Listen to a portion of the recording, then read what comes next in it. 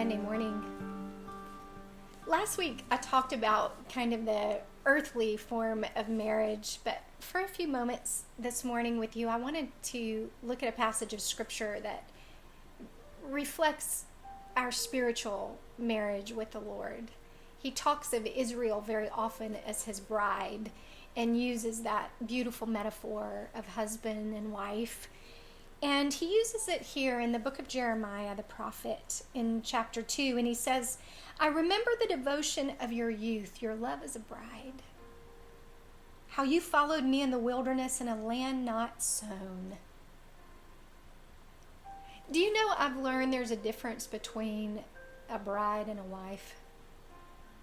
When I was a bride, Philly never heard one comment about his driving. Now that I'm a wife, he hears a lot more, and I'm really trying to rein that puppy back in because he doesn't deserve that. He needs my quiet passenger mouth, not my back seat driver, if you will. But the devotion of a bride that God's talking about here is, how as a bride you loved me. You would go with me into the wilderness where there wasn't even a path, where you had no idea where we were headed. And yet now our relationship has changed. And so what the scripture does is it makes me ask my own heart some questions. Father, do you still have the first place in my heart and in my life? Do I love you as a bride? If I don't, Father, restore that love to me, because he will. If we ask for bread, I say this all the time, he will not give us a stone. If we are asking something that's holy, he will give it to us. And then he says this, he says, what wrong did your fathers find in me that they went far from me and went after worthlessness and became worthless? Wow. That is a sobering statement. Are there things in our life that really are worthless?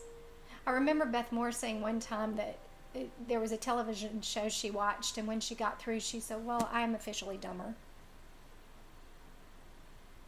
Are there things that I allow into my heart or my life or my eyes or my ears that really have no value, that are worthless?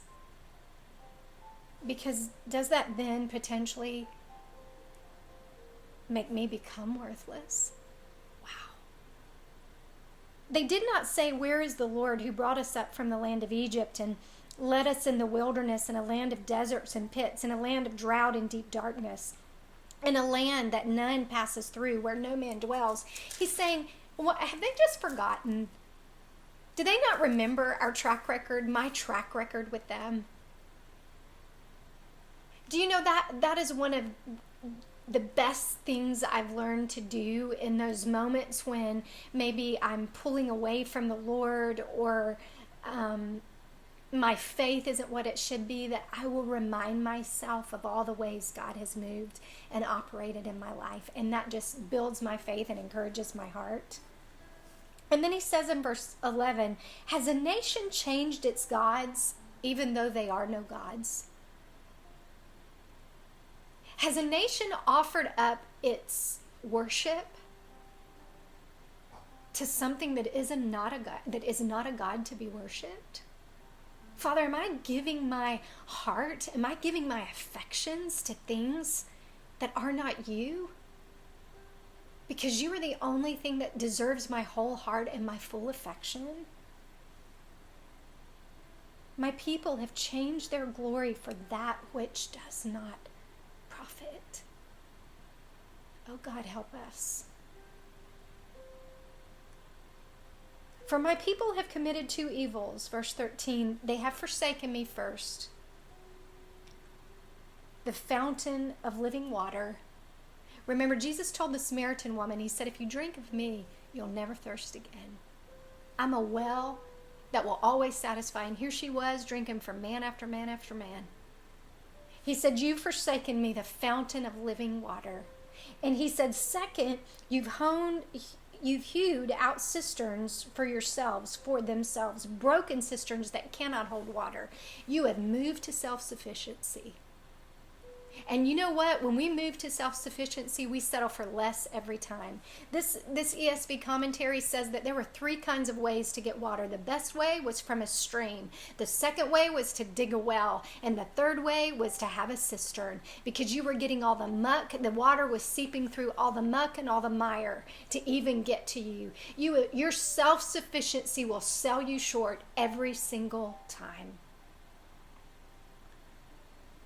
May our prayer this week be, Father, take me back to my first love of you, where I'll travel with you through a wilderness. Wherever you want to take us, I'll go. Oh, how as a bride you loved me. May we do so again.